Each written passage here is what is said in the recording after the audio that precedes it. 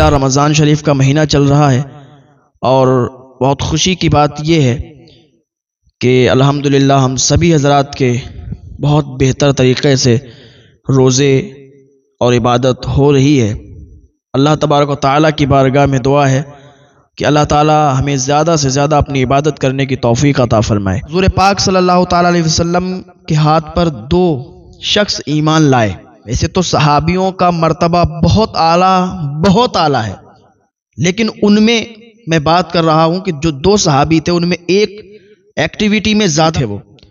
اور ایک تھوڑا ان سے کم تھے۔ تو ایک وقت ایسا آیا کہ ایک صحابی جو زیادہ ان کی ایکٹیویٹی تیز تھی، جو ہر کام میں آگے رہتے تھے، وہ شہید ہو گئے۔ حضرت ابو ہریرہ رضی اللہ تعالیٰ عنہ سے مروی ہے، اس حدیث پاک سے آپ کو یہ پتہ چلے گا کہ واقعی رمضان شریف کی فضیلت کیا ہے۔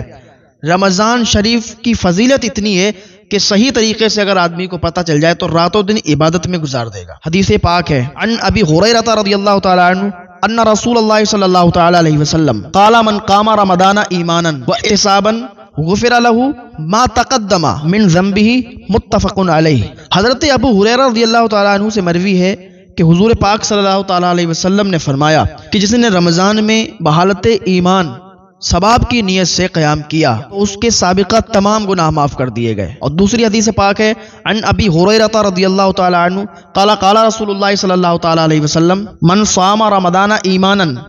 واحتسابا غفر له ما تقدم من ذنبه ومن قام رمضان ایمانا واحتسابا غفر له ما تقدم بذنبه ومن قام ليلة القدر ایمانا واحتسابا غفر له ما تقدم من ذنبه متفق علیہ۔ حضرت ابو ہریرہ رضی اللہ تعالیٰ عنہ سے مروی ہے کہ حضور پاک صلی اللہ تعالیٰ علیہ وسلم نے فرمایا کہ جس شخص نے حالت ایمان میں اور ثواب کی نیت سے رمضان کے روزے رکھے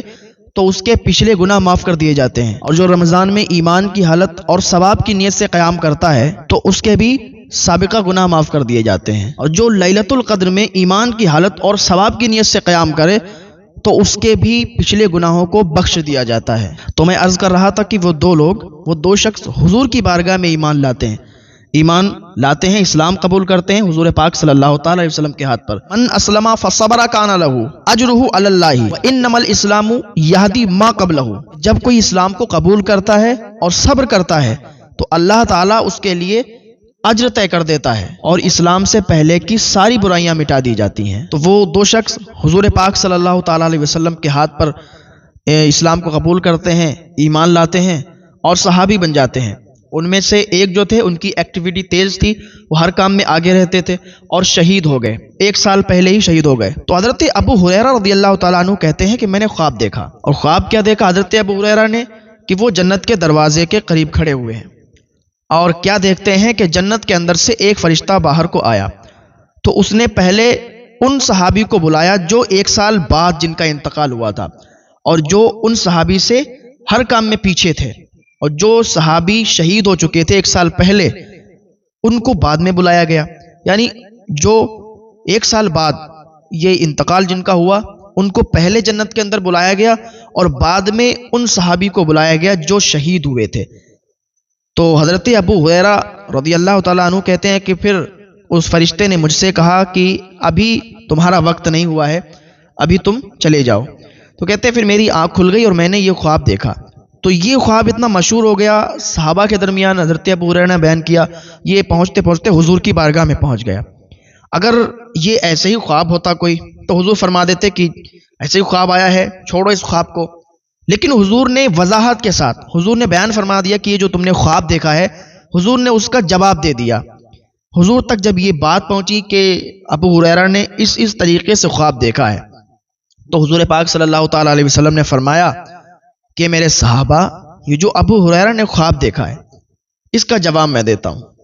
کہا دیکھو تمہیں یہ لگتا ہے کہ جو شہید ہو چکے ہیں، جو صحابی شہید ہو گئے، ان کی ایکٹیویٹی تیز تھی، وہ ہر معاملے میں اس صحابی سے تیز تھے اور وہ شہید بھی ہو گئے، تو ان کا مقام ان کا بہت بڑا، بہت اعلیٰ۔ لیکن یہ جو بعد والے صحابی انتقال کر گئے اور جنت میں پہلے چلے گئے، تو حضور نے اس کا جواب دیا کہ بات یہ ہے، اب ان کے پاس 1 سال کا وقت تھا، انہیں 1 سال ملا، تو 1 سال جب انہیں ملا تو اس میں رمضان شریف کا مہینہ بھی آ گیا اور رمضان شریف کا مہینہ انہیں نصیب ہو گیا۔ ہم اپنی قسمتوں پر ناز کریں کہ ہم رمضان شریف کے مہینے میں حیات ہیں، ہم رمضان شریف کے مہینے میں ابھی دنیا میں سلامت ہیں، ہم زندہ ہیں، اللہ تعالیٰ نے ہمیں زندگی بخشی ہے اور رمضان شریف ہمیں نصیب کیا ہے۔ اللہ کا شکر ادا کریں۔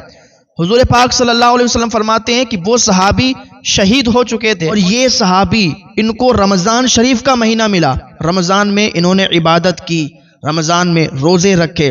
تو اللہ تبارک و تعالیٰ نے اس رمضان شریف کی برکت سے جنت میں پہلے بلا لیا۔ حالانکہ وہ صحابی جو شہید ہو چکے تھے ان کا مرتبہ بہت اعلیٰ، لیکن یہ رمضان شریف کا مہینہ انہیں نصیب ہوا، اس کی وجہ سے اس والے صحابی سے اس والے صحابی کا مرتبہ اور زیادہ بڑھا دیا گیا۔ تو اس سے ہمیں یہ درس ملتا ہے، یہ ہمیں سبق ملتا ہے کہ واقعی رمضان شریف کے مہینے کی بہت زیادہ فضیلت ہے۔ رمضان شریف کا مہینہ اگر ہمیں ملا ہے تو ہمیں چاہیے کہ ہم اللہ رب العزت کی بارگاہ میں سجدہ ریز ہو جائیں، عبادت میں لگ جائیں، روزے رکھیں، کسی بھی حالت میں رمضان شریف کے روزوں کو ہم ترک نہ کریں، رمضان شریف کے روزوں کو ہم نہ چھوڑیں۔ اللہ تبارک تعالی ہمیں یہ ہدایت عطا فرمائے اور ہمارے اندر یہ حوصلہ، یہ جذبہ عطا فرمائے کہ رمضان شریف کا مہینہ ملا، ہمیں زیادہ سے زیادہ اس میں عبادت کرنی چاہیے، کیونکہ رمضان شریف کا مہینہ ہو سکتا ہے آگے ہماری زندگی رہے یا نہ رہے اور ہمیں رمضان شریف نصیب نہ ہو، تو یہ بہت زیادہ ہمیں خوشی ہونا چاہیے اور ہمیں اللہ کا شکر ادا کرنا چاہیے کہ یہ مہینہ ہمیں نصیب ہوا ہے۔